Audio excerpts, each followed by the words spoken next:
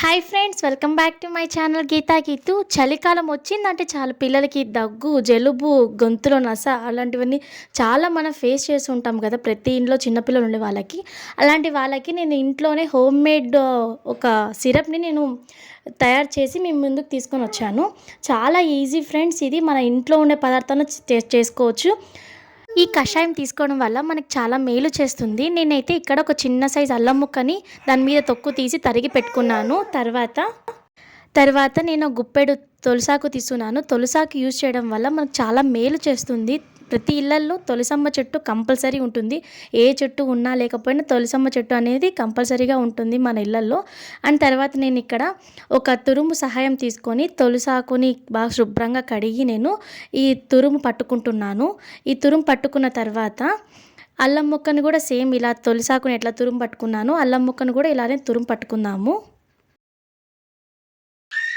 అల్లం తురుము పట్టేటప్పుడు కొద్దిగా జాగ్రత్తగా తురమండి, ఎందుకంటే చేతులు కట్ అయ్యే ఛాన్సెస్ ఉన్నాయి. సో నిదానంగా తురుముకోండి అల్లం ముక్కని. ఇప్పుడు మనము అల్లం తురుముని తులసాకు తురుముని రెండు ఒక గిన్నెలోకి చేతిలో వేసుకొని గట్టిగా పిండండి. అప్పుడు మనకి ఆ రసం అనేది వస్తుంది.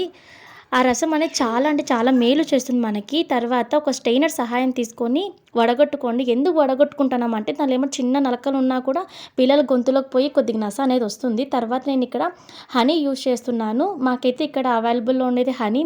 మీరు ఏ హనీ అయినా యూజ్ చేయొచ్చు. యూజ్ చేసేటప్పుడు అది మంచి కంపెనీనా కాదా అని టెస్ట్ చేసుకొని యూజ్ చేయండి.